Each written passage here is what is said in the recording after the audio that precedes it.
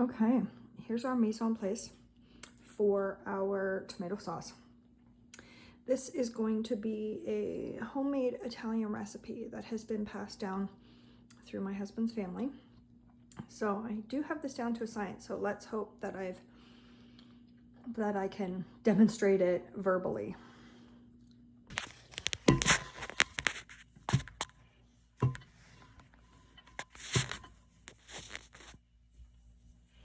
Okay, here we go. We are going to start with, we have 2 tablespoons of oil in here. We're going to put that in.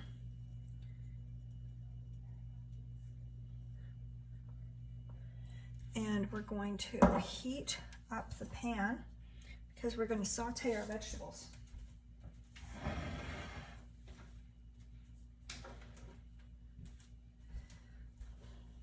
As we've learned in our other videos,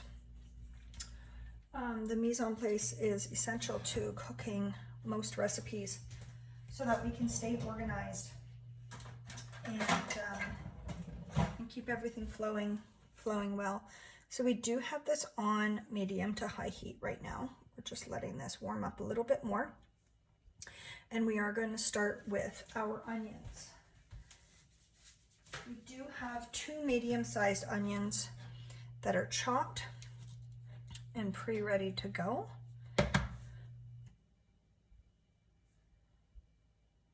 Just about there. Sometimes if you just roll that around, you can see how freely it goes. I think we're just about ready. We're gonna pop those in, use our spatula, spread those out.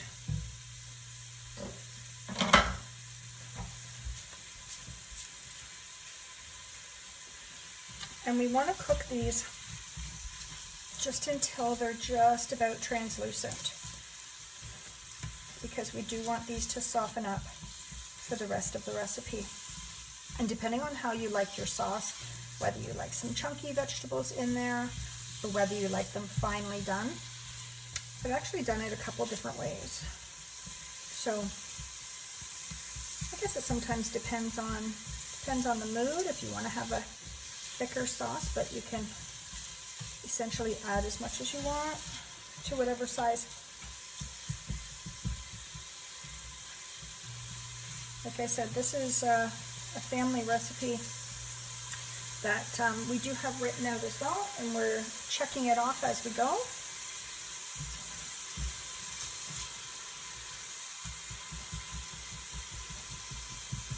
If you do find that there is a couple bigger pieces in here, you can always chop those up after, but sometimes we might not notice it.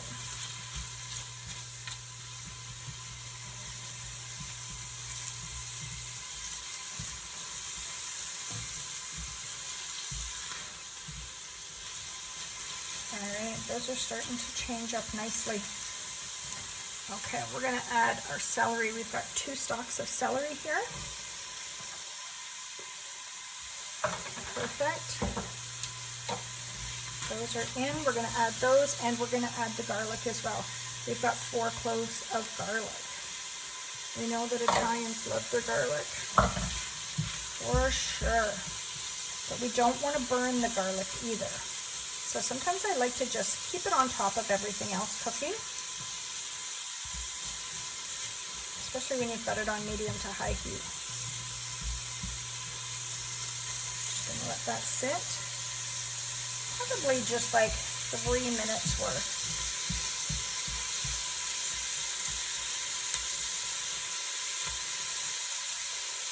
So even though we're spreading it, that garlic is still just sitting on top. It's kind of like engulfing in the flavors.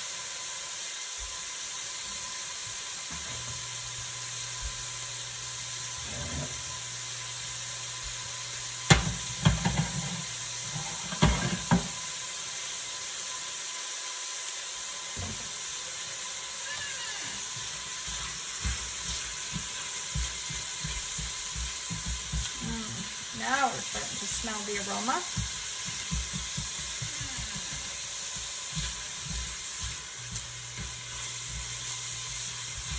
still want the celery to be just a little al dente. And if you remember from before, how do we measure al dente? With a fork. And you'll just feel, yeah. So they're soft enough just to go in with a fork, but not quite mushy. And just that little bit of resistance is what al dente will be for you. And as you can see, we're just starting the first bit of caramelization. Colors are starting to change, but we also don't want it to burn either. And we've been letting that garlic go free rein now. So all the moisture and the vegetables have come out.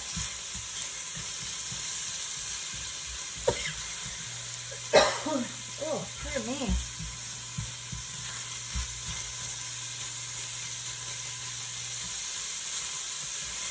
Okay, we are going to add our meat to the mixture.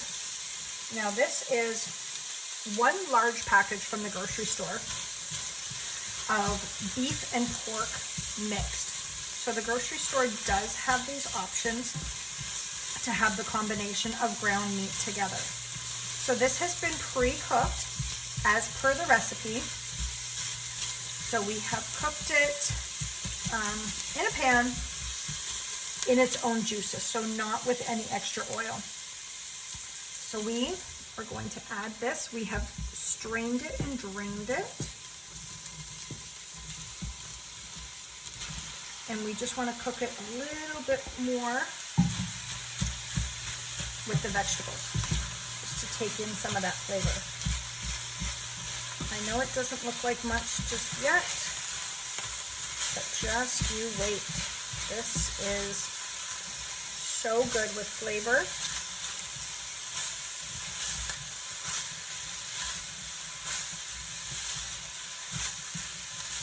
I just want to mix that all up. Our next steps are going to be to add the actual strained tomatoes. See how this is well combined? And we're just using our rubber spatula to mix that. We want it to be able to get into all the corners of the pot. And just let that go for a minute.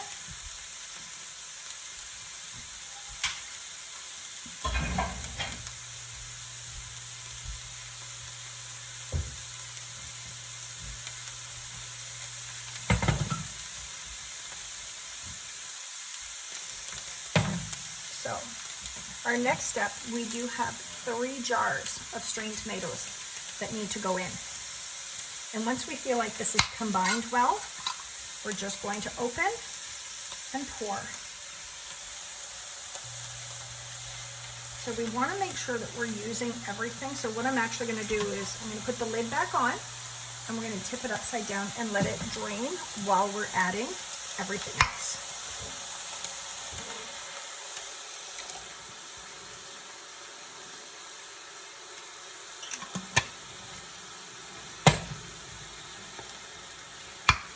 And the last one. And as we're adding in a different temperature, that's when the sizzle stops. So now we're going to mix it all together. Again, you want to make sure that nothing is on the bottom without, oops, I just sprayed myself there. Nothing is on the bottom without a liquid because we don't want it to burn. And as you see, it is still quite a thick amount, which is okay because there's still more to come. And these jars will strain fairly quickly.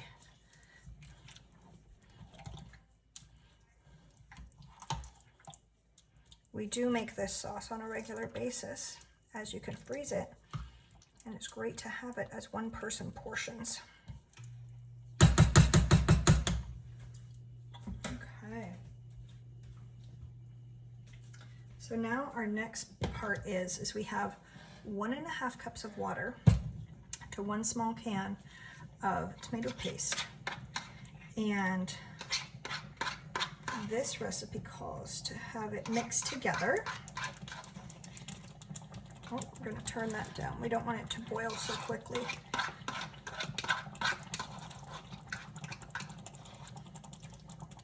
So we are combining. This is a 2-cup measuring utensil. So I have 1.5 cups of water in here. Make sure the camera can see. 1.5 cups of water in here with our small can of tomato paste, and we just want to combine that together before we put it in. So you just have to be careful. I'm just doing this with a fork right at the stove because I am only one person. You want to make sure that you're able to stir this should you need to.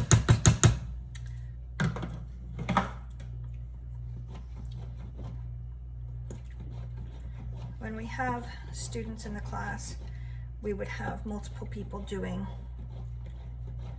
each one. Okay, looks like we've got a good consistency. Everything's combined using the pouring side, and we're just going to pour it right in. Perfect. Everything's empty. All right, going back in just for a little bit of stirring. It's almost like the idea of folding from when we were doing our bake station. We just want to lift and go. We don't want to like do it like a soup and just keep stirring.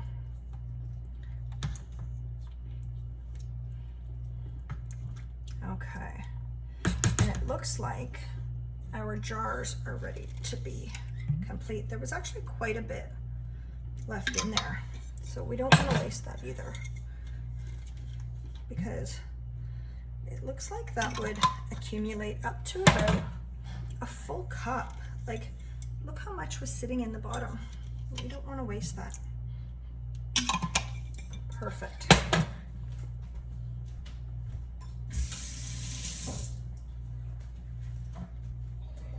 All right, so one of the last ingredients is fresh parsley, and I generally like to save some for the end as well, because sometimes it can be overwhelming. So we do have a couple tablespoons worthy here. So we're actually just going to take probably half of the mixture and put it in, and we're going to keep this for reserve, and then we'll fold that in as well. Now we do use salt and pepper to taste, but I like to let this cook. Oh, I can hear the dogs coughing in the background. I do like this to cook and simmer for a little bit before we start to add too much salt together. So we're gonna come back. We're gonna let this simmer for about an hour. It is more of a slow process timing wise, but trust me, it is amazing. Okay, we'll see you soon.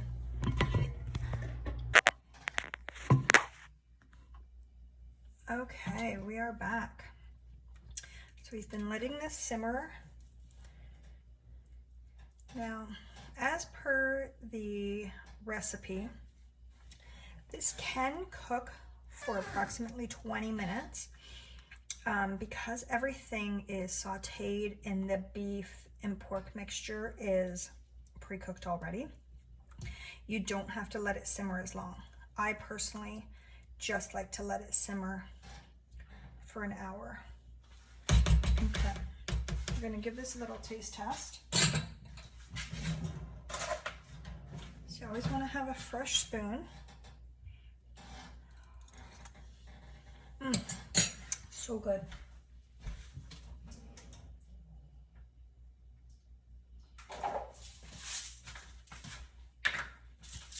And add a little bit of salt to taste.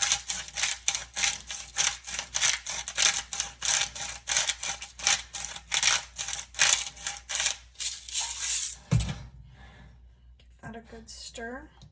These flavors just all coming together is so, so good. And then we're also going to add the last of the parsley, the fresh parsley. Oh, so good and so rich in flavor. Sometimes we like to eat this just with a bowl and a spoon, but like with some toasted bread or some toasted naan bread. That, oh, heaven in itself. Okay, spoon, fresh clean spoon, remember. So good, so good. So as you can see, everything is combined well. Let me get more like a spoon type thing, so that way you can see the consistency. So we want our beef nice and small, bite-sized pieces. Oh, and we can see all of our celery and onion in there. So good. And then we'll come back once we've made our pasta. Then you'll be able to see everything else put together. As for that, there's our completed sauce.